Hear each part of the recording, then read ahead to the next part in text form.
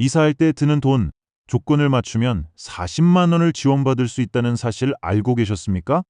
다만 모든 어르신 이사에 자동으로 나오는 돈은 아닙니다. 반지하나 고시원, 쪽방처럼 열악한 곳에서 더 안전한 집으로 옮기시는 분을 돕는 제도입니다. 일부 지자체는 별도로 어르신이나 저소득 가구 이사 지원을 운영하기도 합니다.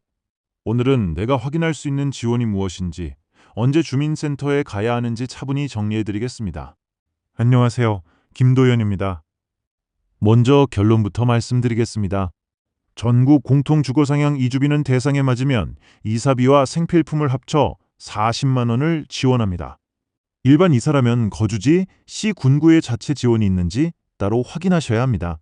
그러니 이사 전에 주민센터에 먼저 묻고 전입 후에는 신청 기한을 놓치지 않는 것이 핵심입니다. 그런데 똑같이 이사를 해도 어떤 분은 받고 어떤 분은 못 받는 이유가 무엇일까요? 지원 대상과 이사하는 집의 종류가 다르기 때문입니다. 첫째, 전국 공통으로 확인할 주거상향 이주비입니다. 이 제도는 주거 환경이 열악한 곳에 살다가 더 나은 주거지로 옮기는 분을 위한 지원입니다. 쪽방, 고시원, 여인숙, 비닐하우스, 노숙인 쉼터 같은 비정상 거처에 일정 기간 사신 분이 대표적인 대상입니다. 반지하 등 열악한 주거 환경에 계신 분도 주거상향 지원 대상인지 주민센터에서 확인해 보시면 좋습니다. 보통 LH 등 공공임대주택으로 옮기거나 주거상향 지원 절차를 거쳐 민간임대주택으로 이주하는 경우가 해당됩니다.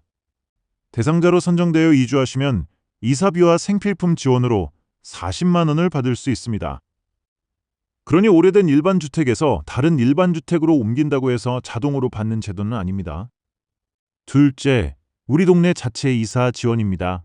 일부 시군구는 기초생활수급자, 독거 어르신, 장애인 가구처럼 도움이 필요한 주민을 위해 별도 이사 지원을 운영합니다. 하지만 이름도, 대상도, 지원 금액도, 접수 기간도 지역마다 다릅니다.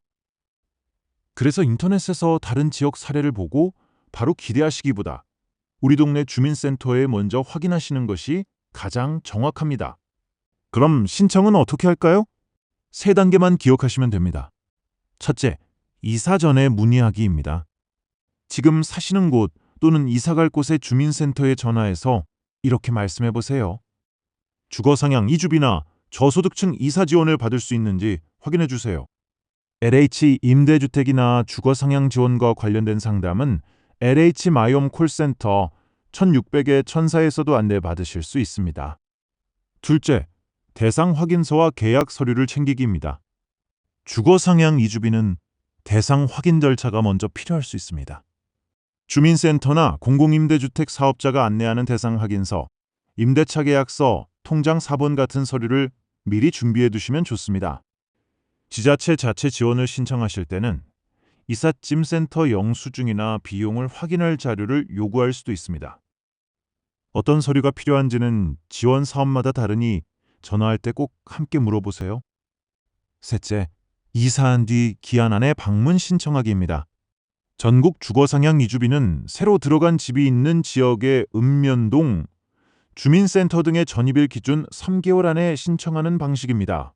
전입 신고만 하고 돌아오지 마시고 그날 이사비 지원도 함께 신청할 수 있는지 꼭 물어보세요. 지역 자체 지원은 접수 마감일이나 예산 소진 여부가 따로 있을 수 있으니 이사 직후 확인하시는 편이 안전합니다. 준비물도 다시 정리해드리겠습니다. 신분증, 새집 임대차 계약서 사본, 본인 명의 통장 사본, 그리고 주민센터에서 안내한 대상 확인서나 지출 증빙 자료입니다.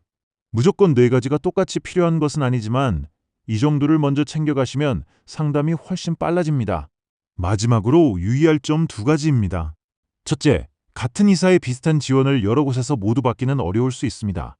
둘째, 지원 기준과 신청 기한은 공고마다 달라질 수 있으니 이번 영상 숫자만 믿고 결정하지 마시고 주민센터에서 마지막 확인을 받으셔야 합니다. 오늘 내용 한 문장으로 정리하겠습니다. 열악한 주거지에서 주거상향 이주를 하신다면 40만 원 지원을 확인하시고 일반 이사라면 우리 동네 자체 지원이 있는지 먼저 물어보세요. 이사 전에는 전화로 물어보고 이사 후에는 바로 신청하는 것이 가장 중요합니다. 오늘 영상이 도움이 되셨다면 좋아요 눌러주시고 궁금한 점은 댓글로 남겨주세요. 다음 영상에서 또 뵙겠습니다. 감사합니다.